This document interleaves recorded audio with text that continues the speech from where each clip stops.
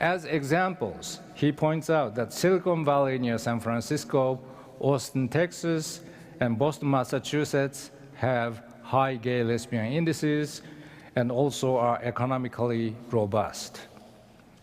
Please recall the 5 historical forces that made the world more peaceful: Leviathan, commerce and trade, feminization, cosmopolitanism, and the escalator of reason. All of them, except Leviathan, cannot exist without diversity. Diversity strings them together. And I'll come back to Leviathan later, but for now, let me point out a few facts. Cities do not have military forces. They have police forces. Cities prosper based on their economic and cultural activities and extend cooperative hands to other cities. Exchange of goods and services are possible and necessary only when people, businesses, and countries are different from each other. Feminization used to be a symbol of being different, at least in my days. Cosmopolitanism, almost by definition, means diversity.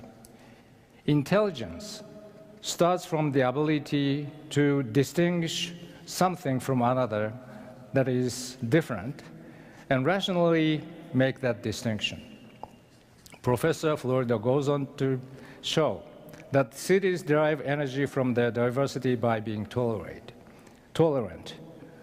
I would like to add that cities remember the past tragedies not in the framework of retaliation, but in the framework of reconciliation, which is synonymous to tolerance, and turn them into a future-oriented mission, never again.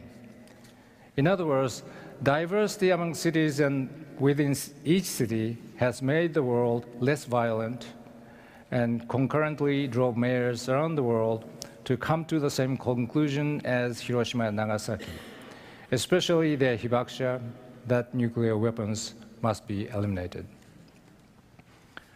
According to Professor Pinker, Leviathan worked well to make the world peaceful by allowing nation-states to monopolize the means of violence, thus creating peace within that small realm. However, those nation-states are the agents of war in the globalized age we have inherited. Even if the world is more peaceful and less violent than all the past centuries, we still have some miles to travel.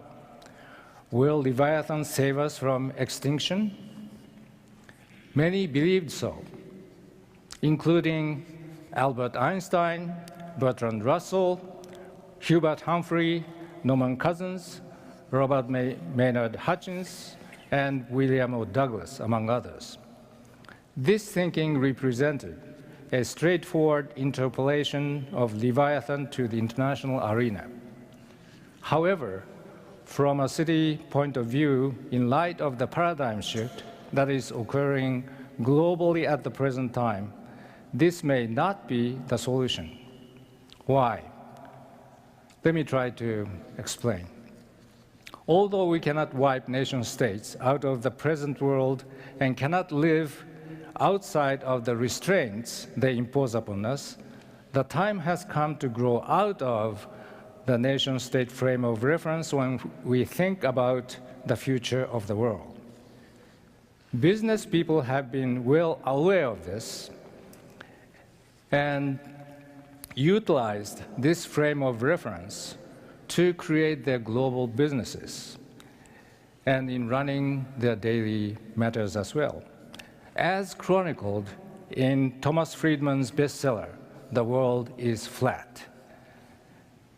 This year's Nobel Peace Prize, awarded to the EU, European Union, in my opinion, is a recognition not of the supremacy of the hierarchical Leviathan structure in designing the world, but rather of the success the EU has accomplished by breaking out of the narrow nation-state frame of reference.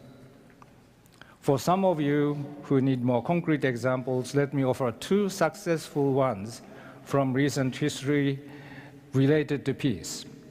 First is the World Court Project that culminated in having the International Court of Justice declared nuclear weapons to be against international law in 1996. And the international campaign to ban landmines that succeeded in banning anti-personnel landmines in 1997.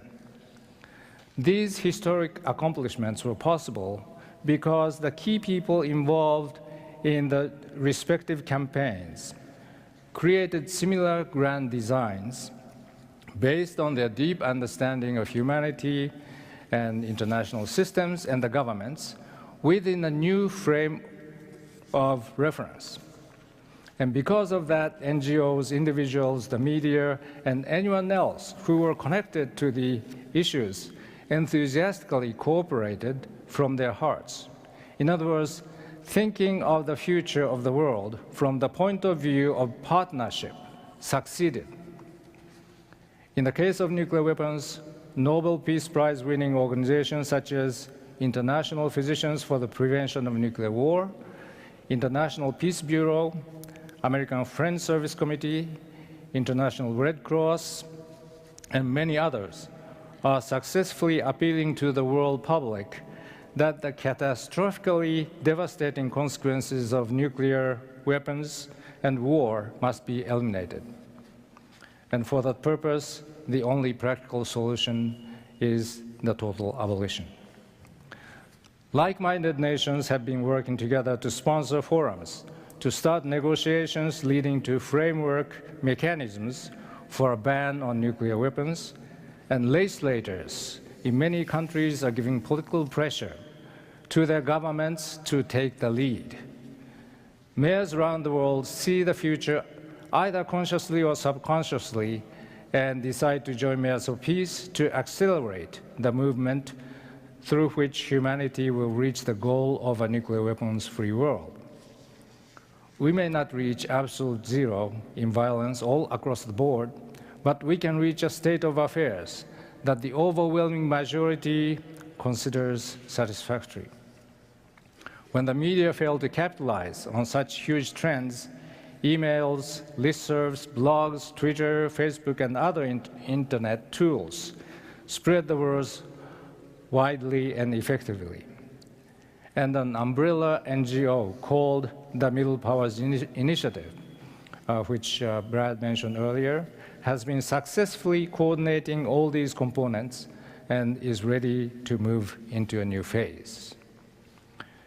We are making efforts so that in 2015, when the United Nations convenes the Review Conference of Nuclear Non-Proliferation Treaty, the Nuclear Weapons Convention, that is the treaty to ban nuclear weapons, will be the centerpiece of that important gathering. Mayors for Peace has been working toward the complete elimination of nuclear weapons by the year 2020 and assures us that we will still have enough time if we work together to make it a reality. Before I conclude my humble remarks, let me quote one of the most respected leaders of our common struggle, Secretary General Ban Ki-moon, who visited Hiroshima on August 6, 2010. That's the same time that the President visited Hiroshima, to become the first UN Secretary General ever to attend the Peace Memorial ceremony in Hiroshima. Now let me quote the Secretary General. The Mayors for Peace have set a goal, a world free of nuclear weapons by the year 2020. That is what I call perfect vision. Looking toward that day, let us pledge to join together on the 75th anniversary of the bombing with the hibakusha to celebrate the end of nuclear weapons, the end of quote. Finally, I'd like to come back to the Peace Declaration of 1999. Let me quote again. Above all else, we must possess a strong will to abolish nuclear weapons following the example set by the hibakusha.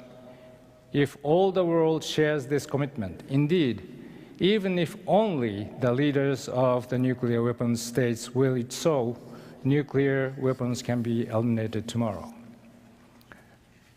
Such a will may come from the Buddha nature I mentioned earlier.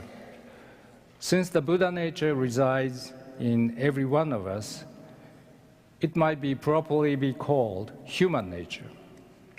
Or some of you might prefer calling it the grace of God. I'd like to pray with all of you that the will be born in the hearts of all of us, and especially the hearts of the leaders of the world, to abolish nuclear weapons. And we can do that together by singing Amazing Grace. Amazing grace, how sweet the sound that saved a wretch like me. I once was lost, but now I'm found. Was blind, but now I see. Thank you, and I'd like to see all of you in Hiroshima in 2020. Thank you very much.